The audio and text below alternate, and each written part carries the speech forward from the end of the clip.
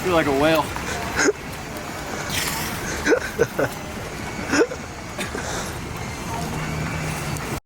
Call Roberto's Taco Shop. Hi, can I order bacon breakfast burrito for pickup? Okay, 5 minutes. Yep, thanks. Alright, thank you. Bye. The routine. I only usually order burritos if I swim 5K, but today I got a big day tomorrow on Saturday, so I'm ordering one even though I swam 4,200.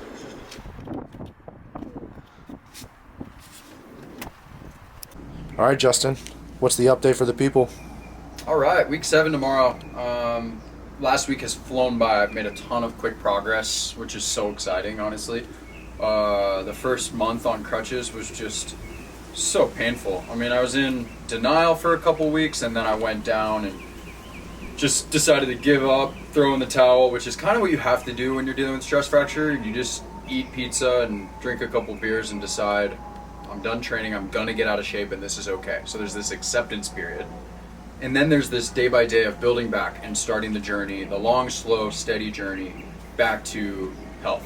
And that started really at week 4 when I was off crutches, just 3 weeks ago. And then a week ago, I got the second MRI result, and the news was great. The radiologist told my doctor that if they didn't have the image from 6 weeks earlier to compare with the stress fracture and all the bone edema to the new image, they wouldn't have had any idea that I had a stress fracture. So pretty much absolute best case scenario, 90% healed.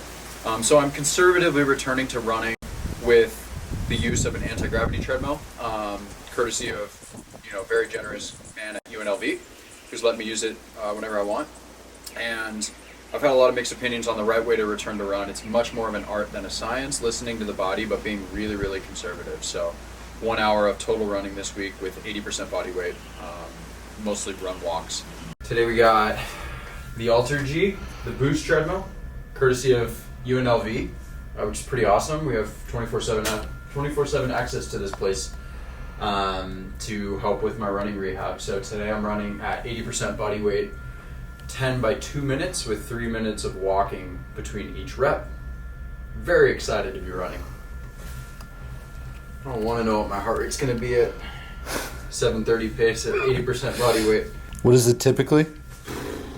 7:30 pace, normal run would be 125 beats per minute, 127.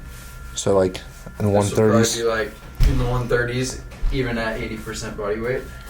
And this is your second session here? Second run on the Alter G. I'm basically gonna aim to be using it as much as I possibly can, 3-4 days a week. As I ramp up over the whole next month, I'm being really conservative, chipping away with about 1 hour total of running this whole week. And then hour and a half next week, 2 hours the following week. Gradual build to hopefully return to full volume, 35-40 miles a week in about 5 weeks. Yeah, man, it's exciting. I mean, It's an aqua dog food. hell of a lot better than that.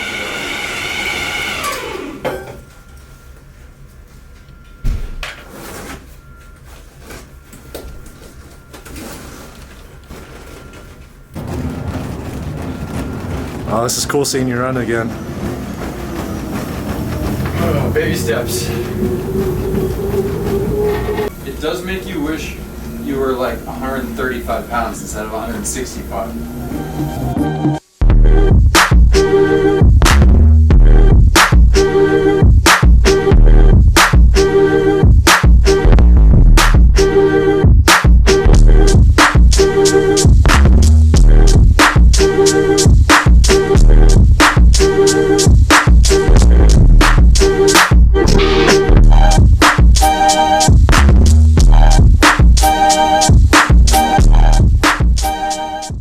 This study right here that I'm reading, that I've like read the whole time I've been running, is basically just says compression socks are total bullshit. So it's pretty funny. Just like a bunch of placebo effect of compression socks. Counting my blessings, staying fairly even keel, but I was pretty stoked last weekend because my wife and I got away to Flagstaff for the weekend just to get out of Vegas and get away to a nice little Airbnb, and got 3 big days of 11 hours of gravel riding in at altitude to just kind of kickstart my fitness because the bike was not feeling good. Yoo-hoo! Oh, absolutely beautiful day out in Flagstaff on some gravel. Got some pretty amazing news yesterday that the image came back and the radiologist wouldn't have even known there was a stress fracture if he didn't have the comparison image from 6 weeks ago. So absolute best case scenario. Really huge weight off my shoulders, just that I know I'm progressing now. And yeah, getting ready to rip it. Got a 3-day gravel stage race coming up in Oregon in June. Just to have something on the calendar that doesn't require running. So doing a little training in Flagstaff this weekend. A little getaway with my wife. Gravel heaven, absolutely beautiful. And yeah, just stoked to be getting healthy again. Now it's just time to get fit. So I think the big realization I've had is how long I was freaking training through this thing for months and months and years of having a right hip issue. And now with the time off and physical therapy, I've really been able to get back to feeling like myself again and feeling super healthy. So confident I'm going to come out of this thing on the other side stronger, probably for honestly the first time since I got the tough news. Mega. Oh, nasty. Bro, I forget I leave this thing on for hours a day. Lauren has a little, one of those label makers? Yeah. She has a label maker in multiple places in our closet that says no heart rate monitor. Shut up. I swear to God. It's a old man pill container there. Yeah, man. I mean, since I've been injured, I've been a lot more focused on my nutrition and supplements. A lot of stress fractures from the people I talked to early on are caused by potentially nutritional deficits or issues in diet. I mean, I eat everything. High carb, high fat, high protein. I was actually putting on weight, as I've probably shared, throughout the time that I was injured.